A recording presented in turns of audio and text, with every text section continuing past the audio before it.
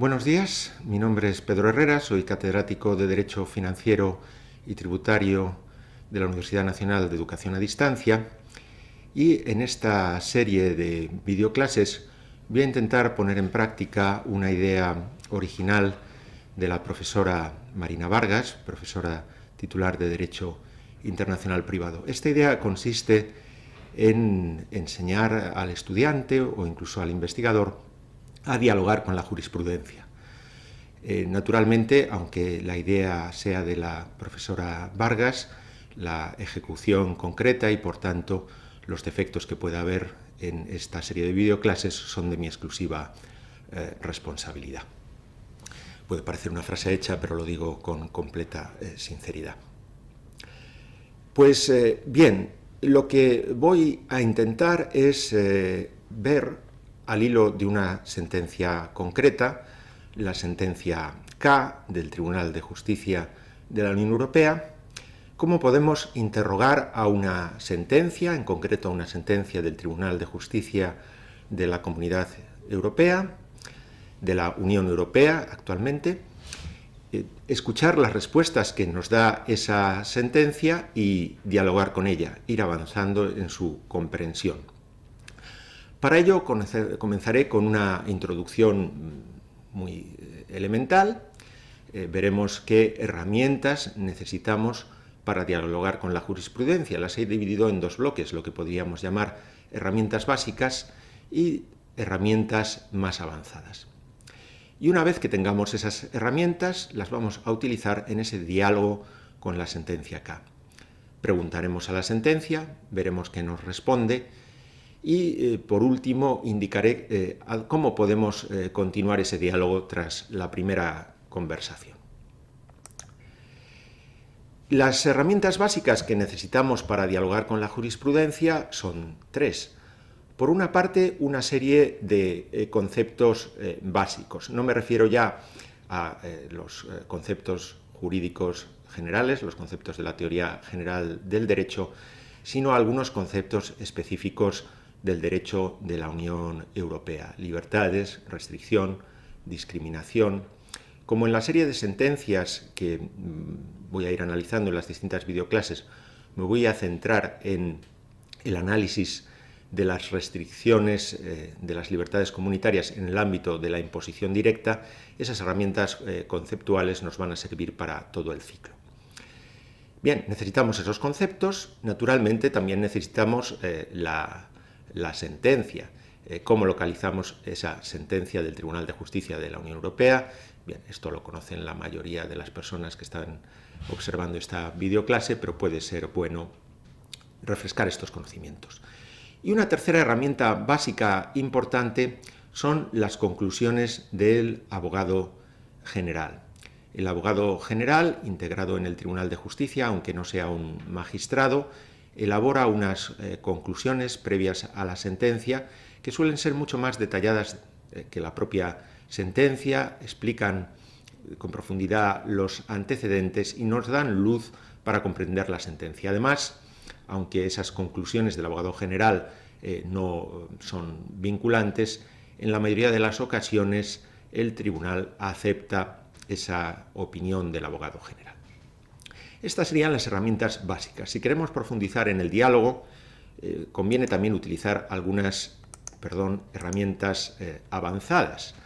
Por una parte, naturalmente, la bibliografía general sobre las libertades comunitarias, sobre la jurisprudencia del Tribunal de Justicia de la Unión Europea y, de modo más específico, comentarios doctrinales a la sentencia que estamos analizando u otras relacionadas con ella. Y otra herramienta avanzada que resulta especialmente interesante es el diálogo con colegas o expertos en la materia. Resulta curioso, pero para dialogar con la sentencia conviene tener un tercer interlocutor, una persona experta o al menos conocedora de la jurisprudencia comunitaria que nos pueda dar su opinión y con quien podamos contrastar las nuestras. Naturalmente, lo primero que necesitamos es conseguir la sentencia del Tribunal de Justicia que vamos a analizar. Tenemos una excelente base de datos en curia.europa.es EU. Lo que necesitamos es introducir los datos de la sentencia que buscamos. Podría ser el nombre de las partes, pero lo más exacto es acudir al número de la sentencia. Este es el asunto 322 que entró en el año 2011. Aquí lo vemos más ampliado, incluimos el número de asunto. En este caso se trata de una sentencia del Tribunal de Justicia. Todas las que vamos a ver son del propio Tribunal de Justicia y no del Tribunal General ni del Tribunal de la Función Pública. Bien, introducimos los datos, buscamos y efectivamente nos aparece la sentencia K, el asunto 322 del 2011. ¿Por qué K?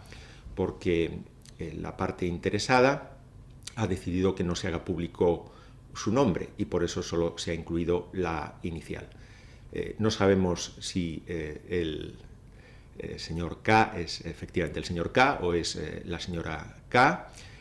Como el caso tiene cierta complejidad, en honor del señor K de la novela de Kafka, lo vamos a llamar precisamente el señor K. Perdónenme esta pequeña broma. Bien, tenemos aquí tanto la sentencia como las conclusiones del abogado general. Marcando podemos seleccionar el idioma en que vamos a descargar la sentencia y bien, pues aquí tendríamos la sentencia y aquí tendríamos las conclusiones del abogado general. Recomendaría, aunque en el tiempo sean anteriores las conclusiones del abogado general a la sentencia, me parece que es más razonable comenzar leyendo la sentencia. Por una parte es más breve y por otra parte nos va a facilitar la posición del tribunal, y después, para profundizar, para clarificar los antecedentes, leería y subrayaría las conclusiones. Además de la sentencia, las conclusiones del abogado general, otra herramienta básica eran unos conceptos generales. Estos conceptos son los de no discriminación por razón de nacionalidad y restricción de las libertades. El Tratado de Funcionamiento de la Unión Europea prohíbe la discriminación por razón de la nacionalidad. En teoría, esa discriminación podría ser manifiesta, que una norma fiscal establezca un mayor gravamen para los nacionales de otros Estados miembros. Esto sería claramente contrario al derecho comunitario, pero no sucede en la práctica. Una violación tan burda no se da en la práctica. Pero también puede darse una discriminación encubierta. Por ejemplo, en el asunto Bill, que es el primero en que se plantea esta doctrina de la discriminación encubierta en el ámbito fiscal, nos encontramos con un residente en Luxemburgo que a mediados del ejercicio traslada su residencia a Alemania. Alemania es su país de origen, puesto que el señor Bill era alemán. La legislación luxemburguesa somete a un mayor gravamen, no voy a entrar en los detalles, a las personas que trasladan su residencia al extranjero antes de que concluya el ejercicio fiscal. La legislación luxemburguesa no distinguía entre nacionales de Luxemburgo y nacionales de otros Estados miembros. Sin embargo, el tribunal entiende que la mayoría de las personas que trasladan su residencia a lo largo del ejercicio a otro país son nacionales de esos otros países que regresan a su lugar de origen. Por consiguiente, desde un punto de vista estadístico, en la mayoría de los casos, esta norma luxemburguesa estaría discriminando a nacionales de otros Estados miembros, aunque no lo hace de manera manifiesta, mencionando a los nacionales, sino encubierta. Pues bien, al menos teóricamente, esa discriminación por razón de la nacionalidad no admite excepciones, no existe ninguna causa que la justifique. En la mayoría de los casos nos vamos a encontrar no tanto con discriminaciones por razón de nacionalidad, sino con restricciones a las libertades comunitarias, que pueden afectar a los propios nacionales que se desplazan a otro Estado miembro, realizan negocios en otro Estado miembro y por ese motivo, precisamente porque ejercen sus libertades, se ven sometidos a un mayor gravamen, a una mayor carga impositiva. Esto es una restricción. La restricción puede darse por parte del Estado de origen. Pongo un ejemplo, el señor Vestergaard, nacional y residente en Dinamarca, que se traslada a las islas griegas a realizar un curso de asesoría fiscal. Espero que próximamente la Universidad Nacional de Educación a Distancia para profesores y alumnos organice cursos de derecho tributario en las islas griegas, pero todavía no lo hemos conseguido. Pues bien, este señor, el señor Festergar, disfruta de las islas griegas y además recibe algunas clases de fiscalidad internacional, y cuando vuelve a su país de origen, era asesor fiscal, decide deducir como gasto todo el importe de ese curso en las islas griegas. La administración tributaria, atendiendo a sus circulares, considera que el señor Festergar ha estado en un destino turístico prioritario y por tanto le niega la deducción. Pues bien, el Tribunal de Justicia consideró que se estaba restringiendo la libre prestación de servicios por parte de la empresa que organizaba esos cursos al señor Festergar al no permitir la deducibilidad de esos gastos. Pero también puede haber una restricción desde la perspectiva del estado de destino.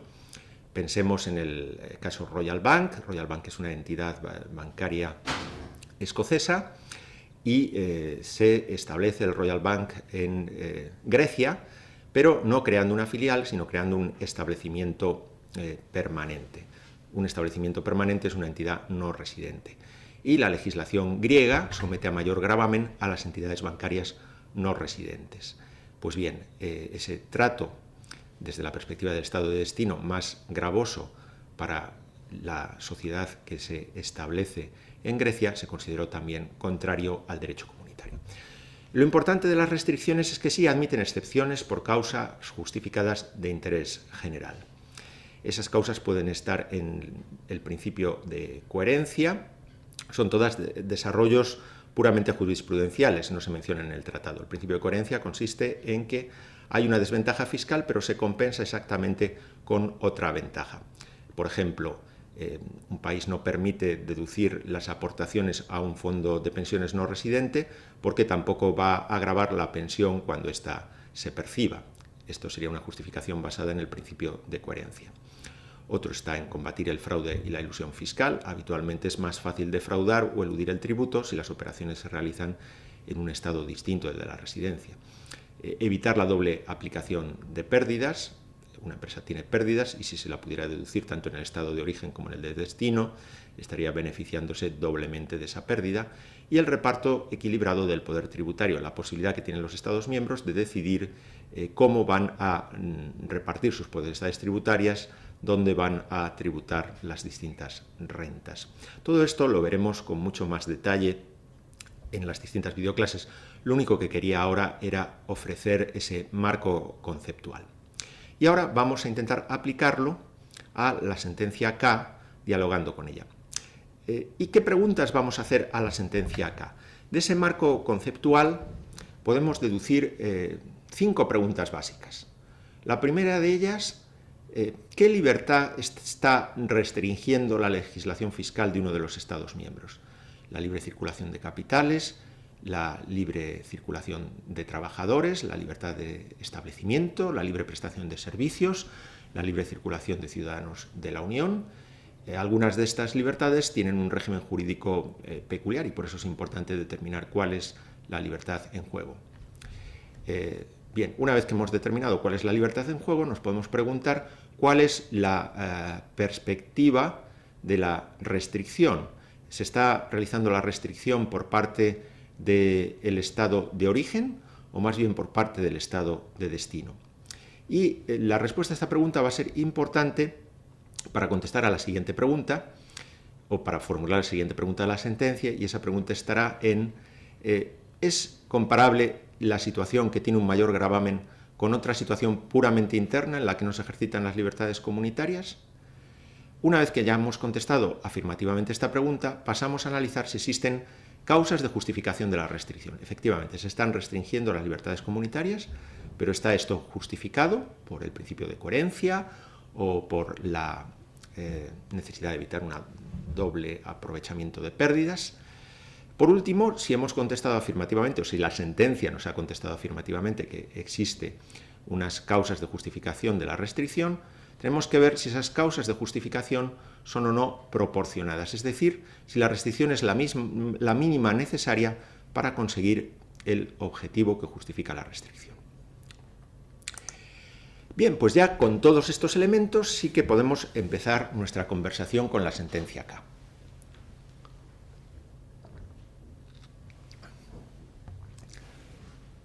Aquí tenemos al señor K, que es un residente en Finlandia, en este caso es irrelevante su nacionalidad, y el señor K ha invertido en valores mobiliarios, en bolsa en Finlandia, y además además de esas inversiones en bolsa, es propietario de un inmueble en Francia. Como digo, él reside en Finlandia.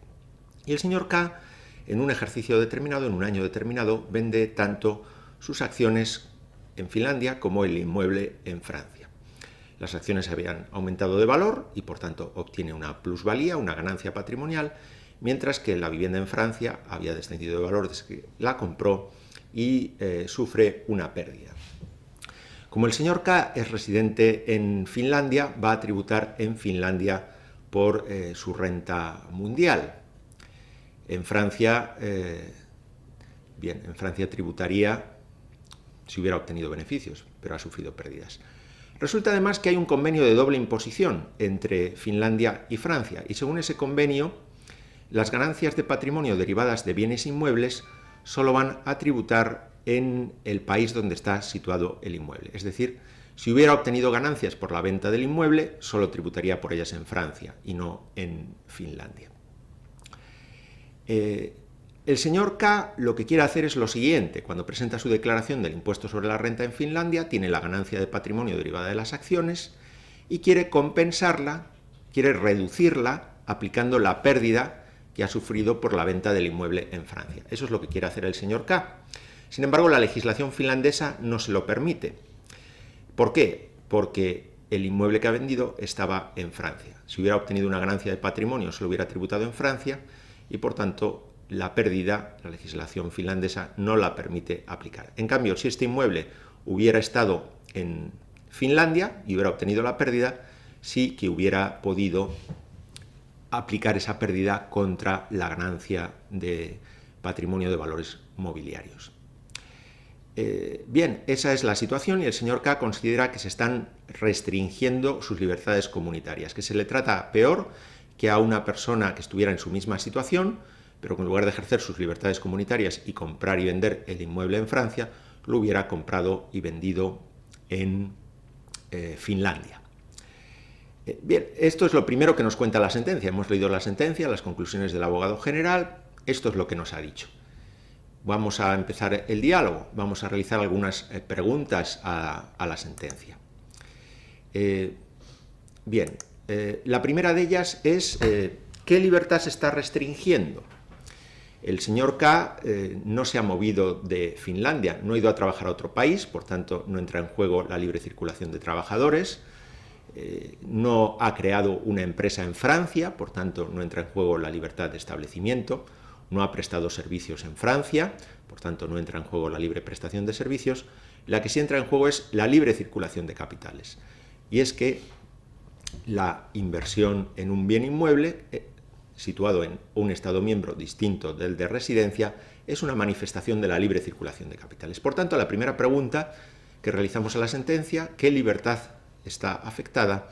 ¿Qué libertad se restringe? Lo que nos contesta la sentencia es la libre circulación de capitales. Continuemos con nuestro diálogo. La siguiente pregunta es, bien, ¿y esa restricción se plantea desde la perspectiva del estado de origen o del estado de destino? Y la sentencia nos contesta desde el estado de origen, porque es Finlandia, el estado de origen del señor K, el estado donde reside el señor K, el que está discriminando al señor K por haber invertido en el extranjero, en concreto en Francia. Esa perspectiva del estado de origen va a ser importante, esa respuesta que nos da la sentencia, para hacer la siguiente pregunta. Y la siguiente pregunta es, ¿resulta comparable la situación del señor K a la situación de quién? A la situación de otra persona. Pensemos en la señora J. Pensemos que la señora J ha obtenido también una plusvalía mobiliaria en Finlandia y una pérdida de un inmueble en Finlandia. No en Francia como el señor K, sino que la señora J ha tenido esa pérdida en Finlandia, un inmueble vendido en Finlandia. Imaginemos que las cuantías son exactamente iguales, todas las circunstancias son exactamente iguales. La única diferencia es que el señor K había adquirido el inmueble en Francia y la señora J lo había adquirido en Finlandia. ¿Son esas situaciones comparables? Finlandia intenta decir que no, porque argumenta existe un convenio de doble imposición y con arreglo a ese convenio de doble imposición las plusvalías obtenidas en Francia solo van a tributar en Francia. Sin embargo, el tribunal considera que aquí no estamos hablando de una plusvalía inmobiliaria, sino de una pérdida, y el convenio no impide que esas pérdidas se compensen en Finlandia. El convenio lo único que dice es que si hay una plusvalía solo va a tributar en el país donde esté situado el inmueble, pero no dice qué va a pasar con las minusvalías. Por consiguiente, el tribunal entiende que las situaciones son comparables. Eso es lo que nos contesta la sentencia. Pasemos a la siguiente pregunta. Entonces, tenemos una restricción de una libertad comunitaria, la libre circulación de capitales, las situaciones puramente internas que reciben un trato más favorable y transfronterizas que sufren la discriminación son comparables, pero existen causas que justifiquen esa restricción, causas de importante interés general. Bien, esta sentencia es especialmente interesante porque repasa prácticamente todas las posibles causas. La primera de ellas es evitar la doble aplicación de pérdidas, que el señor K se beneficie de la pérdida de la venta del inmueble, tanto en Francia como en Finlandia. Pero resulta que en Francia no ha obtenido ninguna ganancia de patrimonio ni ninguna renta, y además, este es un dato importante que antes no he dicho, la legislación francesa, según se deduce de la sentencia, no permite compensar con otros rendimientos las pérdidas derivadas de la venta de bienes inmuebles. Por consiguiente, es evidente que tanto de hecho como de derecho la pérdida no va a ser compensable en Francia. Luego, si Finlandia permitiera la compensación, no iba a haber una duplicidad de compensaciones. Así que esa primera causa de justificación, evitar la doble aplicación de pérdidas, no concurre. La segunda, evitar el fraude. Finlandia puede decir, bueno, pero es que el inmueble está en otro país de la Unión Europea y por tanto me va a ser más difícil comprobar cuál es el precio de venta, puede haber algún fraude. Sin embargo, el tribunal lo rechaza. No consta en este caso que el señor K tenga ninguna intención de defraudar y además la administración finlandesa, a través del intercambio de información, podría comprobar qué ha sucedido en Francia. Por tanto, la segunda causa, evitar el fraude, no se admite. Nos dice el tribunal que no puede establecerse una presunción general de fraude por el hecho de que yo haya vendido un bien situado en otro Estado miembro. La tercera causa de justificación es el reparto equilibrado del poder tributario. Y en este caso el tribunal sí la admite, nos responde la sentencia, sí, está justificada esta restricción por el reparto equilibrado del poder tributario, porque Finlandia no va a gravar las plusvalías de inmuebles generadas en Francia. Como no va a gravar las plusvalías, pues resulta también razonable para un reparto equilibrado que no permita deducir las pérdidas de inmuebles vendidos en Francia. Y, por último, el argumento de coherencia, que en este caso en realidad coincide con el reparto equilibrado, puesto que no se graban las plusvalías en Finlandia, las plusvalías inmobiliarias obtenidas en Francia no se graban en Finlandia, tampoco se van a tener en cuenta las pérdidas. Hay una ventaja y una desventaja fiscal perfectamente sincronizadas. Así que ya vemos que la restricción está justificada. ¿Cuál es la última pregunta que vamos a realizar por el momento a la sentencia? Esas restricciones son proporcionadas, es decir, son las mínimas necesarias para alcanzar el objetivo.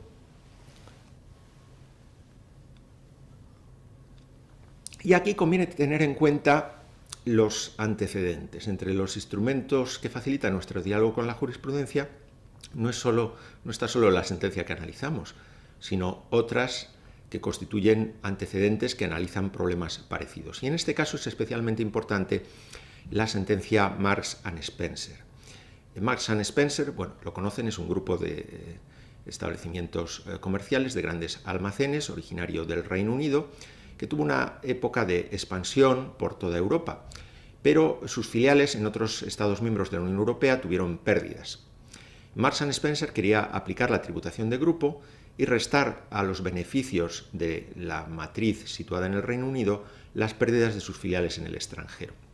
Esto no lo permitía la legislación del Reino Unido, Marks and Spencer consideró que había una restricción, en este caso de la libertad de establecimiento, por haberse establecido fuera, las pérdidas no eran compensables, y el tribunal, en una sentencia muy importante, consideró que efectivamente existía una restricción que estaba justificada, entre otros motivos, por la necesidad de preservar el reparto equilibrado del poder tributario, pero que la restricción debía ser la mínima posible, es decir, aplicó el principio de proporcionalidad, entendiendo que el Reino Unido sí debía admitir la compensación de pérdidas cuando esas pérdidas ya no fueran aplicables de ninguna manera en el estado de la filial. Por ejemplo, si la filial francesa resulta que ya había entrado en quiebra y había sido disuelta y liquidada, pues es obvio que ya no era posible aplicar esas pérdidas, las pérdidas de la filial en el propio Estado francés. En ese caso, el Reino Unido debería aceptar la compensación de pérdidas.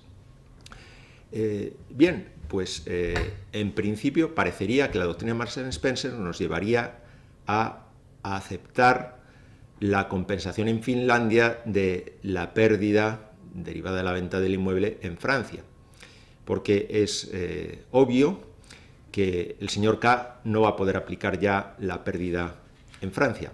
No la va a poder aplicar, de hecho, porque no obtiene ningún rendimiento en Francia. Bueno, este argumento podría ser discutible porque quizá en el futuro el señor K podría realizar negocios en Francia y obtener rendimientos, aunque ahora no los tenga.